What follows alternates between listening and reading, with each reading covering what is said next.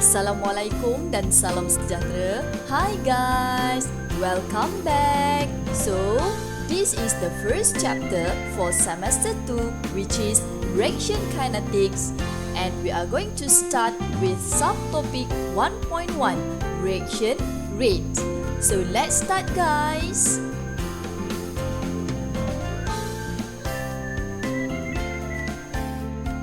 For chapter 1, we have 3 subtopics. The first one, we have reaction rate 1.1 subtopic.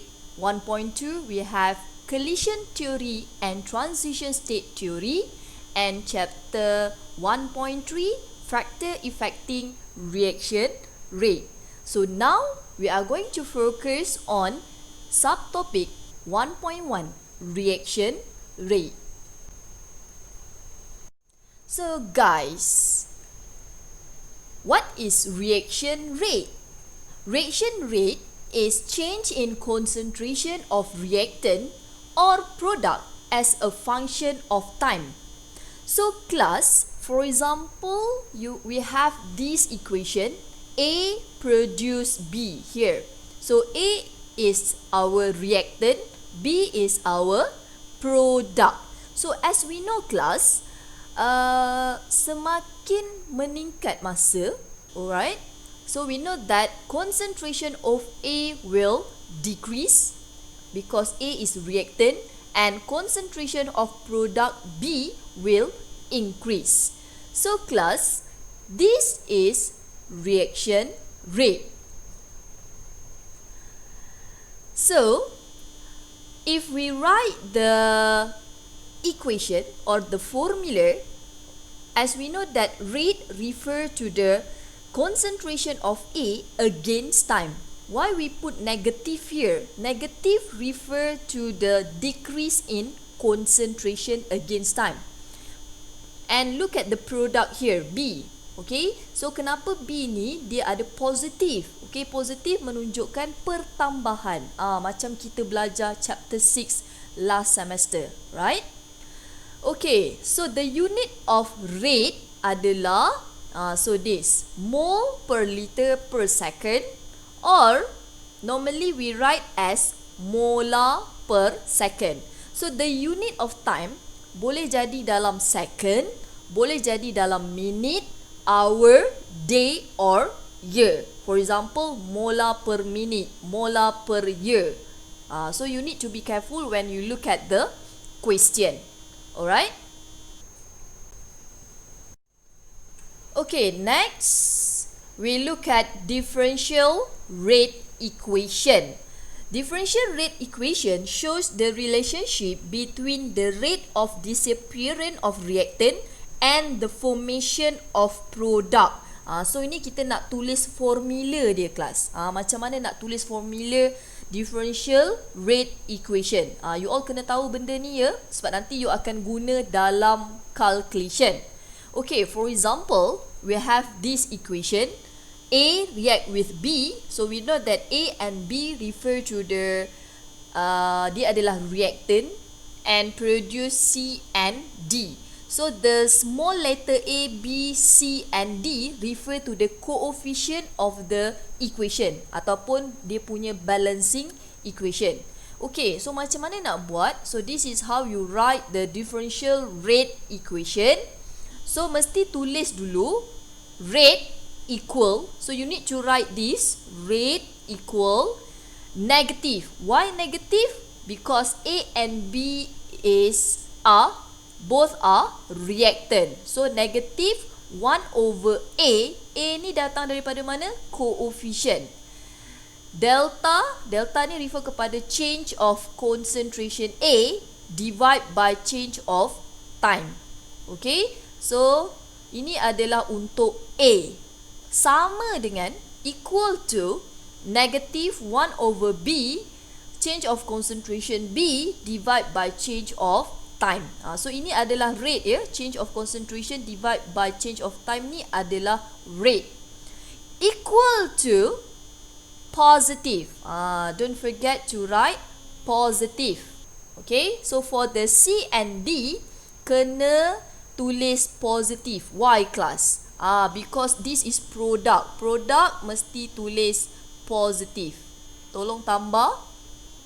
Okay, positive 1 over C times with change of concentration of C divided by change of time equal to also positive 1 over D times change of concentration of D over dt. So this is differential rate equation. So I'll show you the other example here. For example, you have this equation and how to write the differential rate equation. Macam mana nak buat kan? Okay, so saya tunjuk dekat awak kat sini. So kita ada dua reactant dan dua produk. So first, what we need to do, tulis dulu perkataan rate equal to negative. So look at the coefficient for CH4, 1 kan?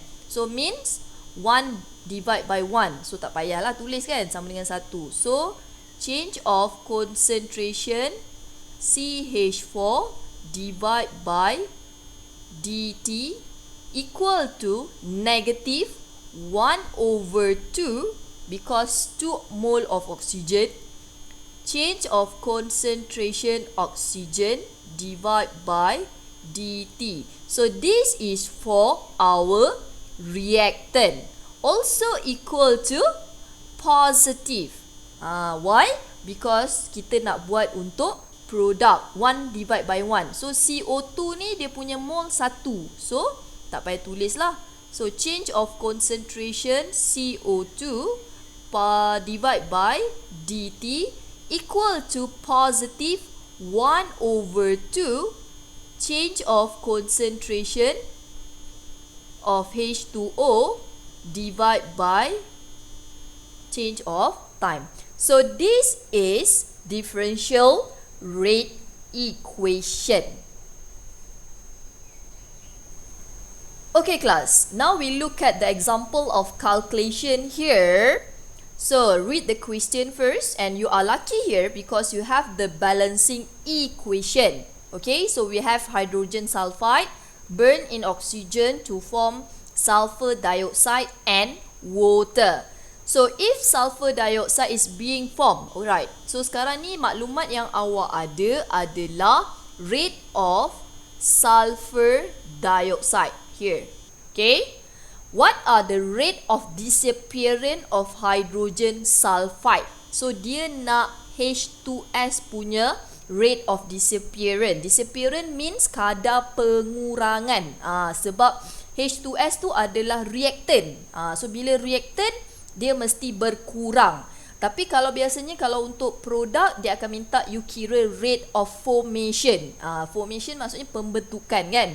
So you kena faham ayat rate of disappearance. Okay. So sekarang kita nak cari rate of disappearance of hydrogen sulfide. So what we need to do first, apa yang awak kena buat dulu adalah awak kena tulis dulu differential rate equation for this question. So you dah ada balancing equation, tulis je. So first, tulis dulu perkataan rate equal to, so tengok kita punya reactant, kita ada dua reactant, negative 1 over 2 concentration H2S divide by dt sama dengan negative 1 over 3 concentration of oxygen divide by dt. Ni macam matematik lah kelas, buat differential equation kan. Equal to also positive 1 over 2 concentration SO2 divide by dt equal to positive 1 over 2 concentration H2O divide by dt. So this is the differential rate equation. So you kena buat, wajib buat dulu sebelum start your calculation.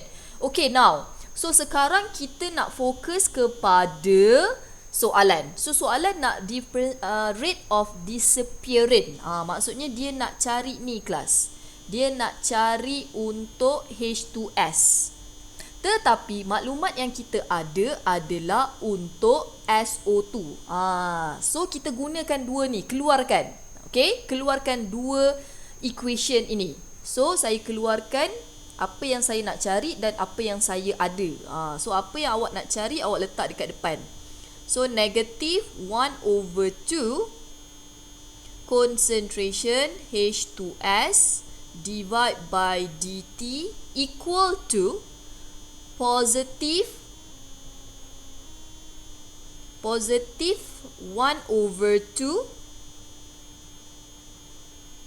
concentration SO2 divide by dt. Okay, so ini adalah yang kita dapat daripada differential rate equation. Maybe you all kata kalau tak buat, tak boleh ke yang differential rate equation yang penuh tu? Tak boleh. Okay, wajib buat dulu semua differential rate equation. Lepas tu baru ikut apa yang soalan nak. Okay, so ini yang soalan nak. So dalam soalan telah diberi rate of formation for SO2. So rate of formation untuk SO2 tu yang mana kelas? Dia yang ini kelas. Ini sebenarnya adalah rate of formation for SO2. So rate of disappearance ni pula adalah refer kepada ni. Okay, negatif ni sekali. Negatif change of concentration H2S divide by dt. Itu adalah refer kepada rate of disappearance of hydrogen sulfide. So apa yang kita buat, kita masukkan. Okay, kita masukkan dalam formula kita ni. So tinggalkan negative change of concentration H2S divide by dt. Negatif tu biar situ. Itu refer kepada disappearance, rate of disappearance. So we rearrange.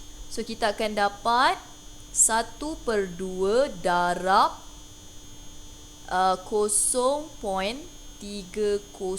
mol per liter per second darab 2. 2 tu datang daripada mana? Daripada yang sebelah kiri tadi kan?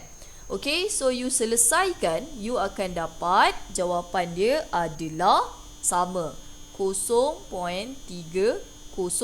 So ini belum lagi jawapan akhir. So jawapan akhir tolong tulis dalam perkataan, kan? Macam ni. Rate of disappearance of H2S is 0. Lengkap dengan unit ya. Final answer mesti ada unit. Tak ada unit salah. 0.30 molar per second. So ini adalah jawapan akhir you all. Okay, so either you write like this or you can write also like this. Awak boleh tulis macam ni juga. Okay, atau awak boleh tulis negative concentration H2S divide by dt. Okay, so awak samakan tadi dengan jawapan dia, kan? Jawapan yang kita dapat tadi. Okay, sama dengan 0.30 molar per second. So like this. Boleh juga. Okay, sebab negative concentration H2S over dt tu refer kepada rate of disappearance of H2S. So either ada dua method untuk awak tulis jawapan. Cara tulis jawapan. Ingat final answer awak tak boleh ada negatif. Rate tak boleh negatif kelas sebab concentration tak ada negatif. Time pun tak ada negatif. Negatif hanya tulis dekat equation sahaja. Negatif tu cuma refer kepada kadar pengurangan sahaja. Boleh faham? Okay kelas, next we look at rate law. Okay, just now kita dah lihat kepada differential rate equation. Sekarang kita akan fokus kepada rate law. Apa itu rate law? Okay, rate law ni sebenarnya adalah equation that relate the rate of a reaction to the rate constant and the concentration of reactant raised to the sum power. Apa benda yang Madam cakap tu kan? Dia macam ni kelas. Rate law ni, kalau differential rate equation, kita kena consider reactant dengan produk. Nampak The whole equation tu kita kena consider. Kita kena tengok satu-satu reactant dan produk. Tetapi untuk rate law, kita hanya fokus kepada reactant sahaja kelas.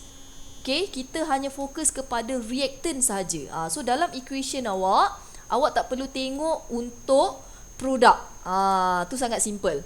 Okay, ingat fokus kepada reactant saja. Contoh kalau kita ada equation A react with B produce C and D ni, so awak hanya fokus untuk ni je, A dan B saja. Nampak So how to write the rate law equation? Rate equation nak tulis sama juga, mesti ada perkataan rate dekat depan.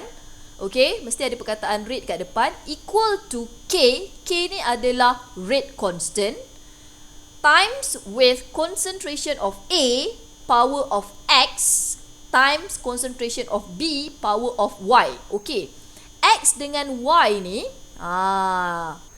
X dengan Y bukan bergantung kepada balancing equation. Okay, the reaction order, X dengan Y tu adalah reaction order, cannot be predict from stoichiometry of the balance equation.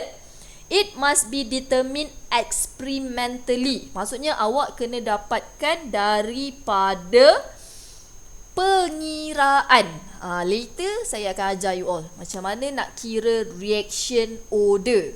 Bukannya bermaksud, contoh kalau awak ada macam ni kan, 2A react with 3B produce C plus D, and then awak pun buat rate equal to K concentration A concentration B. Bukan bermaksud kuasa 2 kuasa 3 ini salah. Okay, so ini salah. Alright, so reaction order bukan bergantung kepada balancing equation. Okay, awak kena dapat daripada pengiraan. Kan?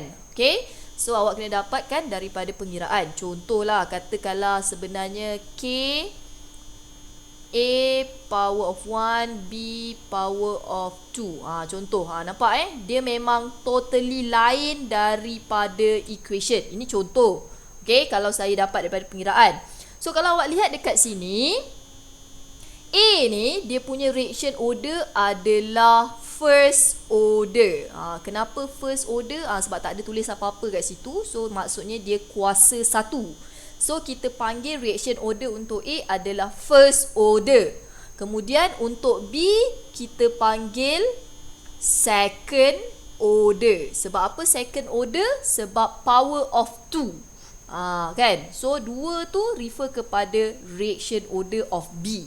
So B dia punya order of reaction second order. So order of reaction ni biasanya dia boleh dalam dia biasanya dalam bentuk whole number lah, 0, 1, 2, 3 kan. Kosong pun boleh reaction order boleh start dengan kosong. Dan juga boleh juga dalam bentuk fraction, 1/2, 3/4 boleh So reaction order ni tak semestinya dalam bentuk whole number, boleh juga dalam bentuk fraction. Okay, boleh kelas? So kita akan lihat example yang lain. Okay, so next kita tengok dia punya unit. So untuk syllabus you all punya syllabus hanya fokus kepada 3 reaction order saja. Kita ada zero order, first order and second order. Alright, so kalau awak tengok kat sini, unit of rate constant, unit K ni kalau dia punya time dalam second. Okay, time boleh dalam minit juga hours, day, year. So kalau zero order, unit dia adalah molar per second. Okay, so awak kena hati-hati dekat sini. Kenapa saya nak you be careful? Sebab unit ni tolong hafal penting sangat. Unit ni tolong hafal. Okay, first order per second atau per minute kan. second order per molar per second. You kena hafal. Sebab apa? Kadang-kadang dalam soalan tak mention apa jenis order yang berlaku untuk reaction tersebut. So bila dia tak bagi tahu, awak kena tentukan daripada rate constant. Dia bagi rate constant. So you tengok unit rate constant. So bila you lihat unit rate constant, contohnya dalam soalan dia bagi per second. So bermaksud awak dah fikir itu adalah itu adalah first order reaction. Okay, so kalau boleh tolong hafal unit rate constant ni. Okay, dan awak kena tahu juga macam mana nak untuk cari unit of rate constant. Buatnya kalau dia nak third order, macam mana pula? Nampak tak? Kalau third order, unit dia macam mana kelas? So you kena main matematik buat secara matematik. Sebab kita dah tahu unit rate tadi adalah molar per second kan. So awak boleh cari unit rate constant untuk third order. Okay, so itu awak boleh refer dalam you punya lecture note macam mana nak kira atau nak cari unit rate constant untuk third order, fourth order ke, half order ke kan. Okay, next kita lihat kepada half-life. What is half-life? Half-life is time required for the concentration of reactant to decrease to half of its initial concentration. Saya rasa you all tahu kot, sebab you all kan budak physics kan. Katakanlah initial concentration dia adalah 50 molar. So half-life ni separuh daripada tu lah, betul tak?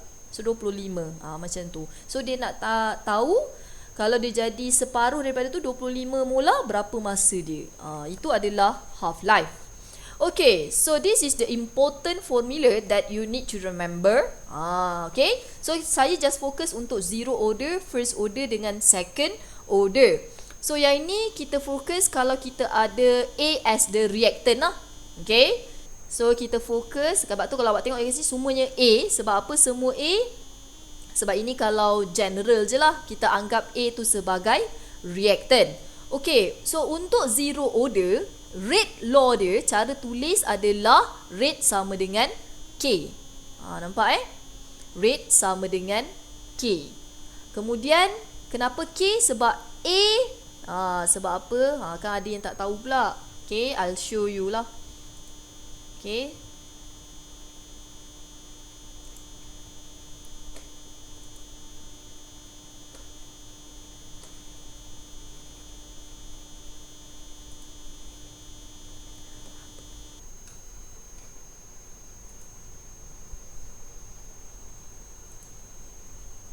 Okey, contohnya kalau awak ada A produce B. B kita tak payah tengok kan. Kita just fokus untuk A. Saya dah kata rate law cuma fokus dekat reactant saja. So kalau zero order, rate sama dengan K, A concentration A power of 0. So A power of 0 sebenarnya sama dengan berapa? 1 kelas. So bila power of 0 sama dengan 1, so tak payah tulis lah. So untuk zero order, rate equal to K. And then for first order, rate equal to K concentration A power of 1. And then untuk second order, rate equal to K concentration A power of 2. So ini adalah rate law equation. You kena tahu tulis ya. Okay. So ingat, reaction order kuasa berapa ni bukan main teka je. Dia kena dapat melalui pengiraan. Okay, so ini adalah integrated rate law. Maksudnya you buat integration daripada rate law ni tadi. Okay, so yang itu tak belajar dalam syllabus you all. Tak perlu tahu macam mana nak integrate. Tapi kalau awak nak belajar, awak belajarlah. Okay, so kalau kita integrate untuk rate law zero order, so you akan dapat formula dia like this. Concentration A equal to concentration A naught minus KT. Okay, A naught ni adalah initial concentration. Okay, A naught ni adalah initial concentration. Yang A ni apa? After this I will explain. So this is the equation for the first order. Ln A naught divided by A equal to KT. And then for the second order, 1 over A equal to 1 over A naught times KT. Okay.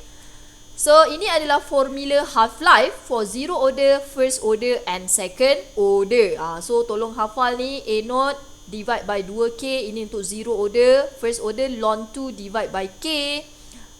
For second order 1 over K times A0. So we have 6 formula that you need to remember here. Tolong hafal. So 6 formula ni akan digunakan dalam pengiraan. Okay, so yang saya nak remind you all lagi sekali, A ni tadi. Kalau A0 adalah initial concentration, A ni adalah concentration or percentage of the remaining reactant. Okay, remaining reactant.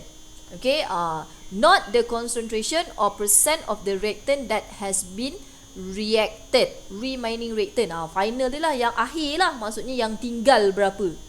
Okay, yang tinggal berapa, bukan yang telah bertindak balas. Okay, kita tengok dulu untuk zero order. Nampak zero order. Okay, contoh for example untuk ketiga-tiga order ni saya ambil A sebagai reactant, produce product. Okay, product, kenapa kita tak perlu peduli untuk rate law? Kita hanya fokus kepada reactant. Saya ulang, tolong ingat, rate law hanya fokus kepada reactant sahaja. Okay, so rate law untuk zero order tadi saya dah bagi tahu, rate equal to K concentration A power of 0. Nampak Sebab apa? Dia zero order. So kalau tak tulis concentration A power of 0 ni pun tak apa. And then the unit of K for zero order, molar per second, equal to the unit of rate. And then look at the graph for zero order. If you plot the graph of rate, R ni rate against concentration of A, so you will get constant. Why constant? Because look at the equation here. Rate equal to K. Nampak So rate equal to K. So that's why the graph is constant. So this is the formula of integrated rate law. Alright, saya dah explain tadi. Tolong hafal formula ni. Tolong hafal. Okay. And ini adalah formula half-life. Juga tolong hafal. So this is the other graph that you need to know for zero order. So if you plot graph concentration reactant versus time, so you akan dapat graph like this, negative slope. Okay, you akan dapat macam ni.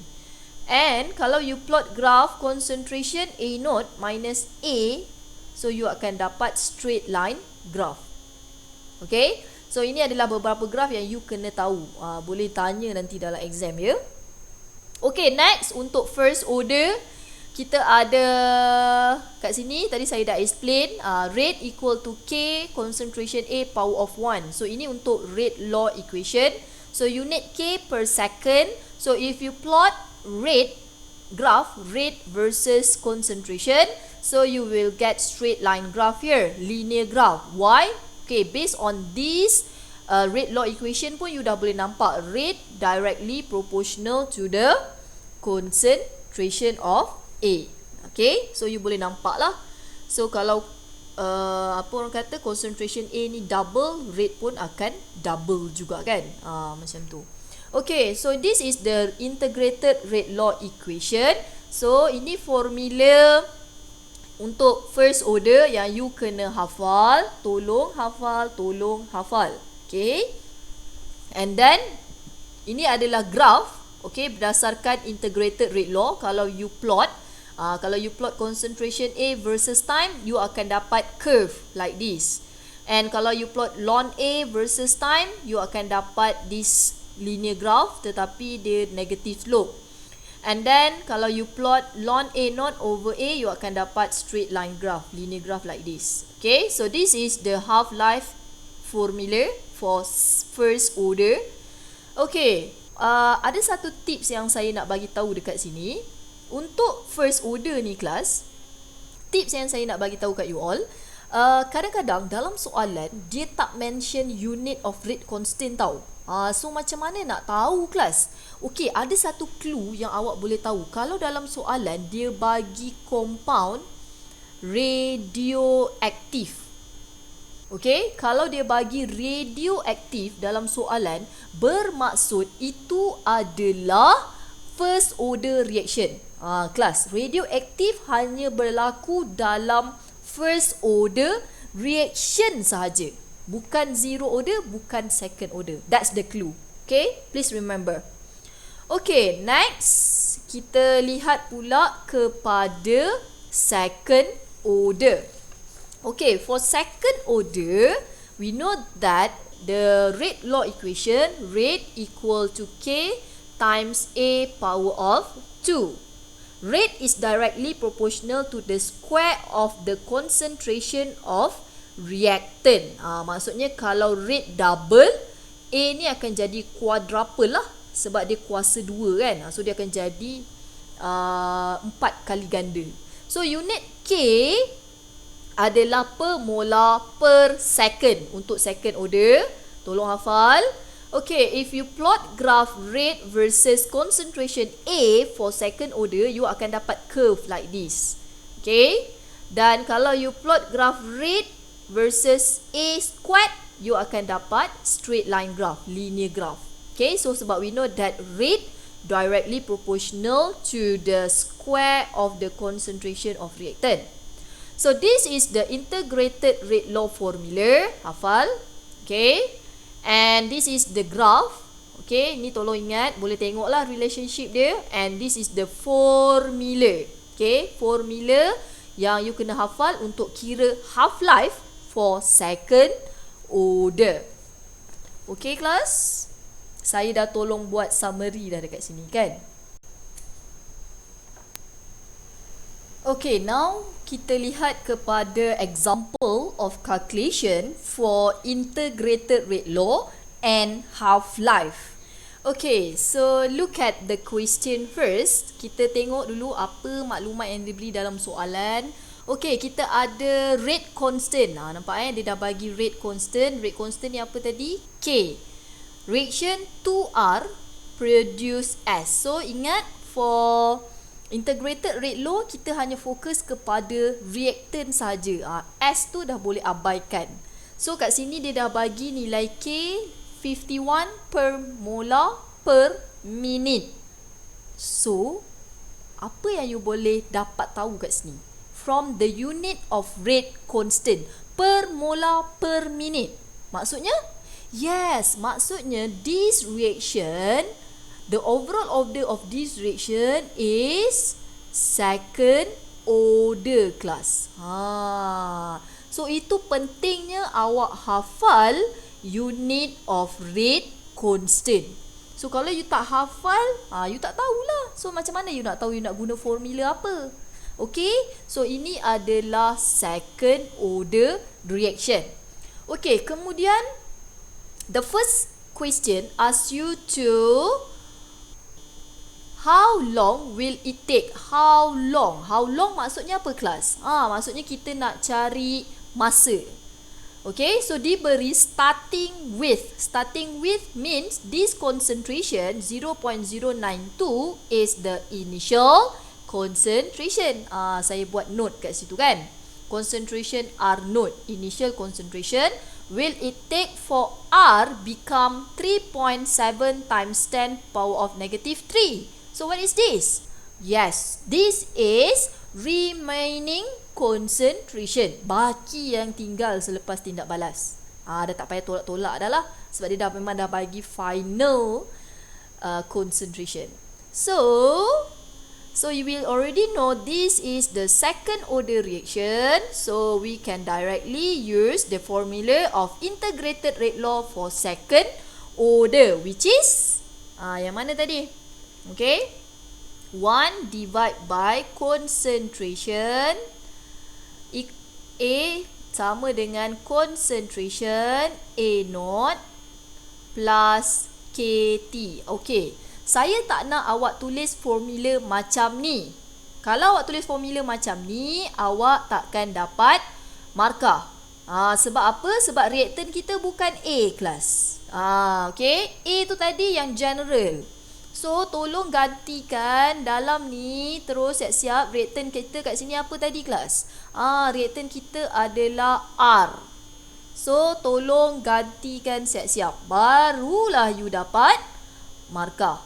Okay, so kita nak cari T. So awak just masukkan nilai. So untuk final kita ada 3.7 times 10 power of negative 3 molar equal to 1 divide by 0.0092 molar plus K pun kita dah ada tadi 51 T. Okay, so dah masukkan macam ni. So awak boleh kira T dia berapa. So tengok unit rate constant. Unit rate constant adalah per molar per minit. Bermaksud T kita adalah dalam minit.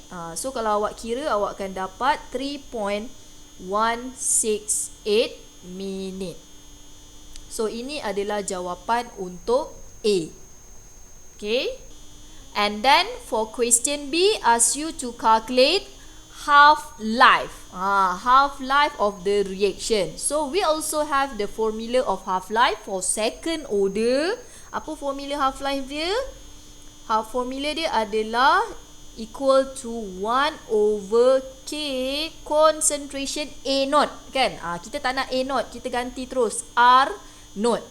Okay, ini bukan general lagi dah kelas, sebab kita dah ada our own reactant, kan? So terus gantikan R naught. Baru boleh dapat markah formula kelas. Okay, so and then masukkan je nilai. Kita dah ada semua nilai. K kita tadi 51 times dengan R naught kita 0.0092. So awak masukkan. So awak akan dapat 2.131 minit. Okay, so ini jawapan untuk half-life. Okay, press your calculator carefully. Okay, so this is how we apply the integrated rate law formula and half-life formula. Okay, so awak boleh buat lagi soalan dalam tutorial question. Okay kelas, tadi madam ada cakap kan masa awal-awal tadi, order of reaction atau reaction order tak boleh cari melalui balancing equation. Betul tak? Okay, tak boleh. So awak kena determine menggunakan method khas. Ini cara. Ini saya nak ajar. Macam mana nak cari first order, zero order, second order, kan? Macam mana? So kita ada 3 method to determine order of reaction. First, initial rate method. Second, linear graph method. Third, half-life method. So ada 3 cara kelas nak tentukan order of reaction selain daripada menggunakan unit of rate constant. Kalau dia bagi unit of rate constant, bolehlah tahu juga. Tapi ni kalau dia tak bagi, macam mana? Okay, so saya akan ajar you all one by one. So please listen carefully. Alright class, kita akan lihat kepada first method, initial rate method. Okay, normally for initial rate method, dia akan bagi you all soalan macam ni. Dia akan bagi you all table. Okay, so look at the question. Okay, read the question first. So question asks you to determine rate law. Nampak rate law. Rate law tu yang equation tadi, yang rate equal to K, kan? And calculate the rate constant. So ada 2 perkara yang you all kena buat dekat sini. First, cari rate law. Yang kedua, baru boleh cari rate constant. And we have the balancing equation here. Kita ada 1 mole of fluorine react with 2 mole of ClO2. So yang kita nak fokus cuma ni je kelas. Yang produk tak payah. Sebab apa? Rate law only focus on the reactant sahaja. So kita nak tahu order of reaction for reactant fluorine and reactant ClO2. So tengok, kita ada beberapa data dekat sini. Kita ada eksperimen pertama, kedua dan ketiga. Dan kita juga diberi concentration for each reactant and rate. Okay, rate eksperimen yang berlaku lah untuk eksperimen pertama, kedua dan ketiga. So, macam mana nak buat? Okay, so apa yang you all kena buat dulu adalah you kena tulis dulu general equation for rate law. Macam mana nak tulis? Ni, ingat balik. Rate equal to, so K concentration F2, kita ada dua je reactant ClO2. Okay, so ingat ClO2 tu ada 2 mol. Ingat 2 mol tu tak boleh jadi order of reaction ya. Saya ulang, 2 mol tak boleh jadi order of reaction. So, macam mana order of reaction kita? Kita letak unknown guys. Kita letak, contoh saya letak dekat sini, awak boleh letak, tak kisahlah nak letak apa-apa A, B, C ke apa ke. Kat sini saya letak X dengan Y. So itu yang kita nak cari kelas. Kita nak cari order of reaction untuk fluorine dan order of reaction untuk ClO2. Okay, first kita nak cari dulu order of reaction untuk fluorine dulu. Kita cari order of reaction untuk fluorine dulu. Okay, so apa yang awak kena buat? Awak kena buat macam ni. Okay, awak kena compare eksperimen 1, 2, 3 tu. Okay, so sekarang kita nak cari apa tadi? Order of reaction untuk fluorine dulu kan? Okay, so apa yang awak kena buat? Awak kena cari dulu concentration ClO2 yang sama. Saya ulang. Antara eksperimen 1, 2 dan 3, mana concentration ClO2 yang sama? Tengok. So kita ada untuk eksperimen 1 dan eksperimen 2. Bukan 2, 3. Okay, eksperimen 1 dengan eksperimen 3, concentration ClO2 sama. Sebab apa? Nanti kita nak cancel out kelas. Okay, so kemudian awak tulis balik rate law tadi. Okay, kita compare eksperimen 3 dengan eksperimen 1. Sebab apa? Eksperimen 3 nilai fluorine concentration lebih besar. So biar dia duduk atas lah. So rate 3, rate 3 ni refer kepada eksperimen 3. Divide by rate 1. 1 tu eksperimen 1 lah. Okay, tulis balik dia punya formula. X concentration ClO2, Y divide by K. Ni tulis ya kelas. Kadang-kadang pelajar tak buat ni. Tak ada markah nanti. Ramai pelajar selalu tak buat. Ni yang selalu pelajar hilang markah ni. Okey, kemudian masukkan nilai kelas. Masukkan nilai dia. Okey, so rate eksperimen 3 kita ada tadi kan? Iaitu 2.4 darab 10 kuasa aktif 3. Kemudian masukkan nilai untuk eksperimen 1. Eksperimen 1 kita ada 1.2 darab 10 kuasa negatif 3. Masukkan nilai tu betul-betul kalau salah nanti habis pengiraan awak. Okay, 1.2 darab 10 kuasa 3 sama dengan, okay, untuk K ni boleh potong sebab sama kan. So concentration ClO2 kuasa of Y pun boleh potong. Sebab kita tahu tadi dalam table eksperimen 1 dengan 3 sama. So kita terus masukkan nilai untuk fluorine saja. So 0.2 kuasa X divide by untuk eksperimen 1 okay, divide by berapa? 0.1 kuasa X. Awak selesaikan. So awak akan dapat 2.0 sama dengan 2.0 kuasa X. So macam mana nak cari X? Ini kena guna style matematik kelas. Sebab yang ini 2.0 ni sebenarnya kuasa 1. So X sama dengan 1. So like this. Boleh nampak? So bila kita dah dapat X sama dengan 1, bermaksud, okay, so kita tahu dia punya order of reaction untuk fluorine. So awak just tulis first order in F2. So ini jawapan akhir awak ya. mesti tulis dalam perkataan. First order in F2. Boleh? Okey, ini untuk fluorine baru. Kemudian kita nak cari untuk ClO2 pula. Y pula, berapa order of reaction dia? Step dia sama juga kelas. Sama. Macam mana? Sama juga kelas.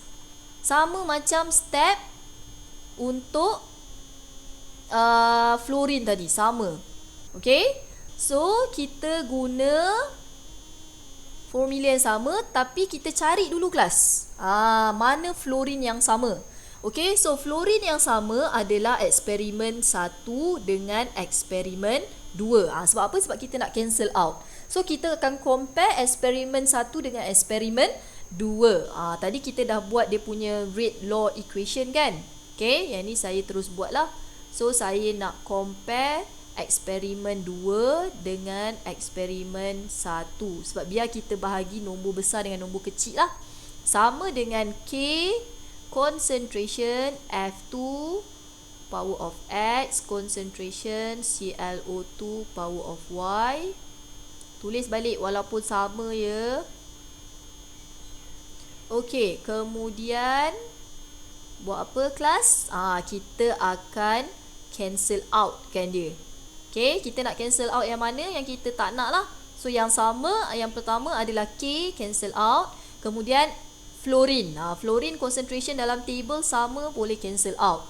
And then, kita akan substitute nilai rate 2 adalah 4.8 darab 10 kuasa negatif 3. Ini untuk rate 2. Kemudian, untuk rate 1, kita ada 1.2 times 10 power of negative 3. So, untuk ClO2 rate 2 adalah 0.04 power of Y divide by 0.01 power of Y. Okay, so kemudian yang ini awak selesaikan, you dapat 4.0 sama dengan 4.0 power of Y. So, kita tahu ni sama dengan 1. So, Y sama dengan 1. So, sama jugalah. So, kita dapat first order in ClO2. So, ini adalah order of reaction for ClO2. C class tak sama pun macam equation. Equation ClO2 ada 2 mol. So, bukannya bergantung kepada balancing equation. Okay kelas? Boleh? So, dia nak rate law kelas. So, bila dia nak rate law, bermaksud final answer awak belum lagi ni. Okay, belum lagi yang ni. Final answer awak adalah rate law kita. Macam mana tulis? Tulis balik penuh. Okay, tulis balik penuh. Macam mana tulis? Macam ni. Rate equal to K concentration F2 power of 1. Tak payah tulis lah. Times with concentration Cl2 power of 1. So, this is your final answer for rate law. So, ini adalah rate law awak. Boleh kelas? Okey, kemudian soalan kedua minta awak cari rate constant. So, rate constant yang mana tadi? Rate constant adalah K. So, apa yang awak kena buat? Okey, awak dah tahu order of reaction. So, awak boleh guna mana-mana nilai eksperimen. Contohnya, awak ambil eksperimen 1 ke, eksperimen 2 ke, eksperimen 3 ke. Masuk balik dalam formula rate law ni. Contoh, saya ambil eksperimen 1. Okey, so rate dia adalah 1.2 darab 10 kuasa negatif 3. K nak cari concentration F2 0.1, concentration ClO2 0.01. So, semuanya power of 1. So, awak bolehlah dapat K. Nampak tak? Senang je. So, 1.2 per molar per second. So, ini adalah unit K. K mesti ada unit.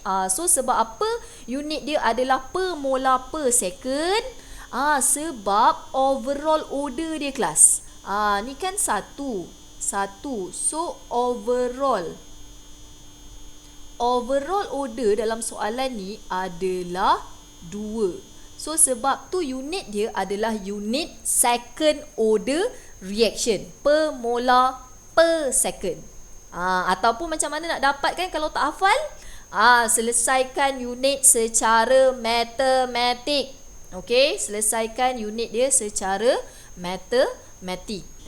Okey, macam mana awak buatlah, awak mesti pandai. Next, we look at second linear graph method. Okay, for the second method, so the reaction order also can be determined by integrated rate law class. Tadi kita based on initial rate method kan, berdasarkan rate law saja. So yang ni kita nak guna integrated rate law formula. Ingat tak yang kita buat calculation tadi? So macam mana kita nak tahu? Kita kena plot linear graph. So linear graph ni you nak plot macam mana? Kalau tanya saya tak tahu. You kena try and error. Macam mana? Okay, later I will show you class. Okay, first saya nak explain dulu yang ni, teori. Okay, untuk first order class, you need to plot graph. You kena dapatkan graph ln A versus time. Baru you dapat linear graph. Kalau you ingat lagi saya punya summary tadi, saya ada tunjuk. Okay, so ini untuk first order. Macam mana kita nak apply dalam formula ni? So awak kena ingat, bila linear graph method, kita mesti apply formula ni, y equal to mx plus c. So berdasarkan formula integrated rate law ni, sebenarnya awak akan dapat ln A equal to negative kt plus ln A naught.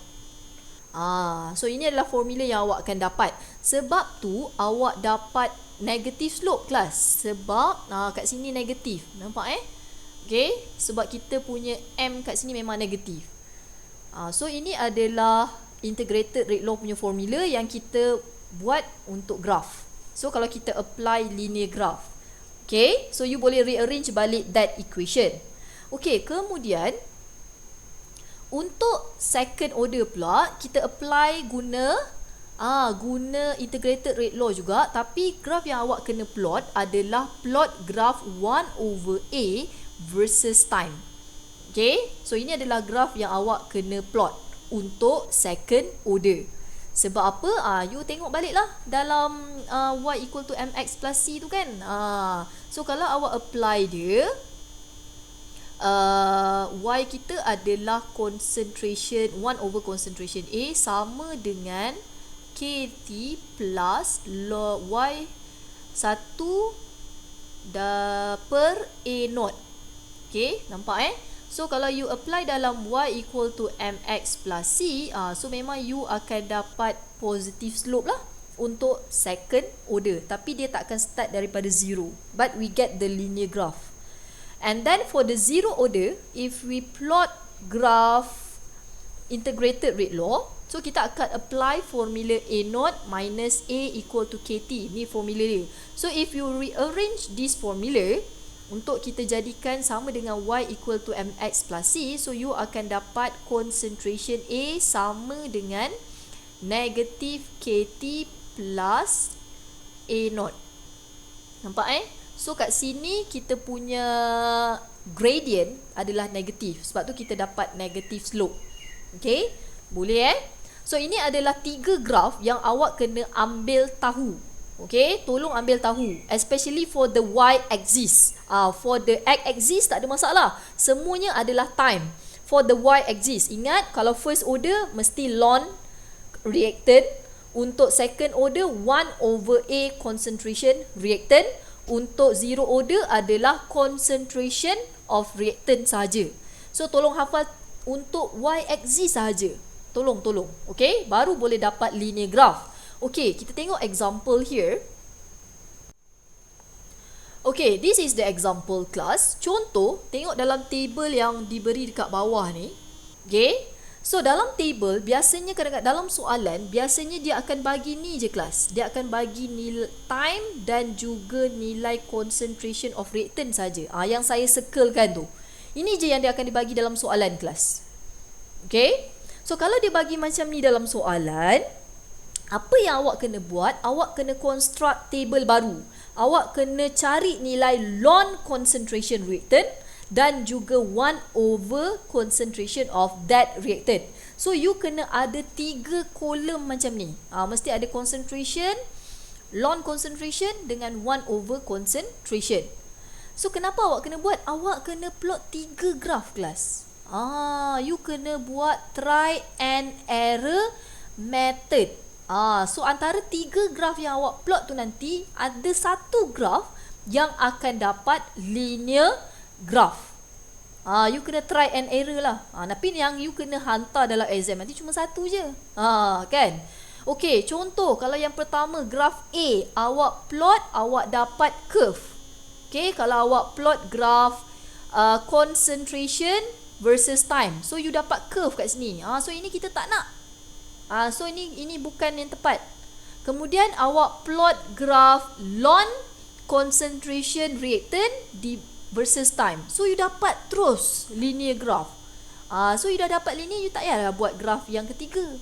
Macam tu. Tapi kalau nak try juga buat graf yang ketiga, 1 over concentration reactant. So memang you akan dapat curve. Nampak?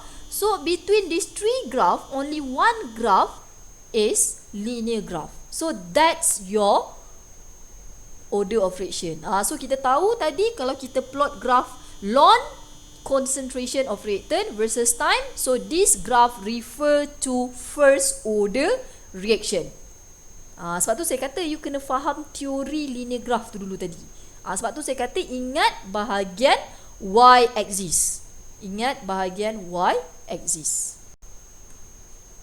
So reaction ni adalah reaction first order reaction.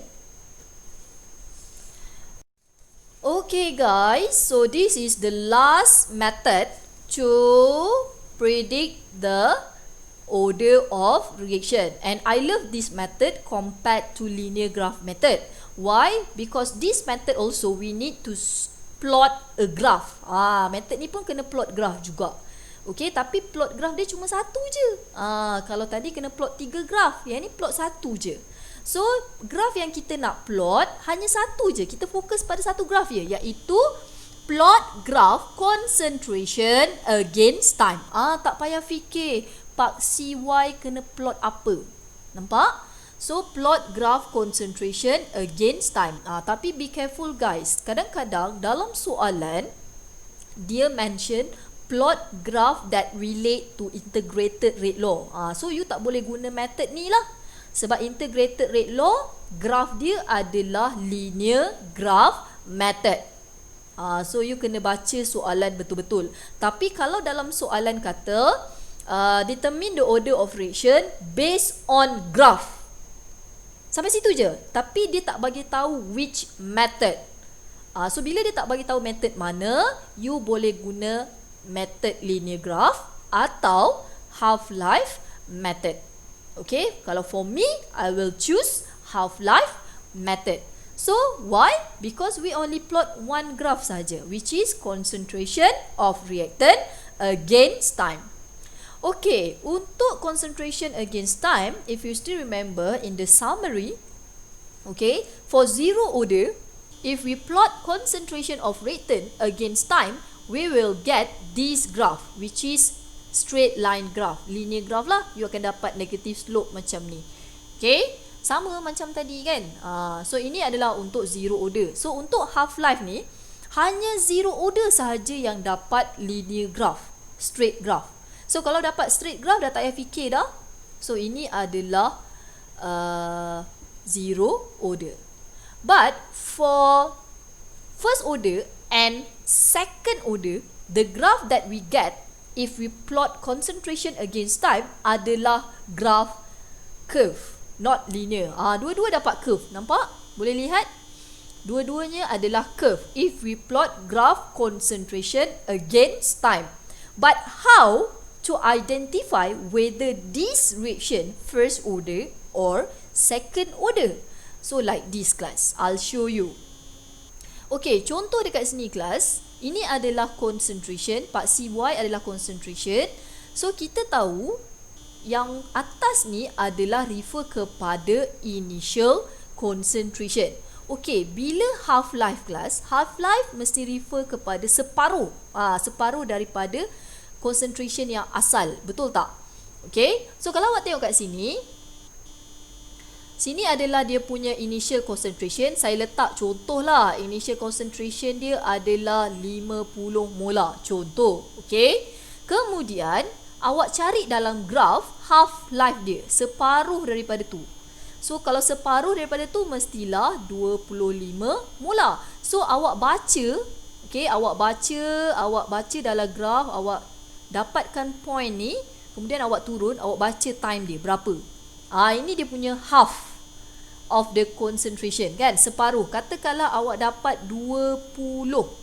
Okay, so ini katakanlah kosong. So kat sini jarak dia 20. Okay, nampak? Kemudian yang kedua, awak baca lagi separuh daripada separuh. Separuh daripada 25 kelas. Berapa? So 1/4 lah. So 1/4 12.5. Contoh lah So awak dapatkan point dekat graf. Okay, baca daripada graf. Dapatkan point daripada graf. Baca, turun. Baca berapa dia punya time. Katakanlah time dia awak dapat 40 kelas. Okay, kemudian awak tolak, kan? Kita nak perbezaan ni. So perbezaan dia 20. That what we want. So apa yang awak boleh lihat kat sini? First half-life dengan second half-life adalah sama. 20-20. Boleh nampak? So, bila first half-life dengan second half-life equal, means this reaction is first order reaction. Like that. Lagi senang, kan? Okay, so kita tengok yang second order. Kalau second order pula, katakanlah yang first ni 50 jugalah So yang separuh 25 molar, yang separuh lagi 12.5. So awak baca kat sini, dapatkan first half life. Kalau dia jadi separuh so berapa? Katakanlah awak baca, awak dapat 20.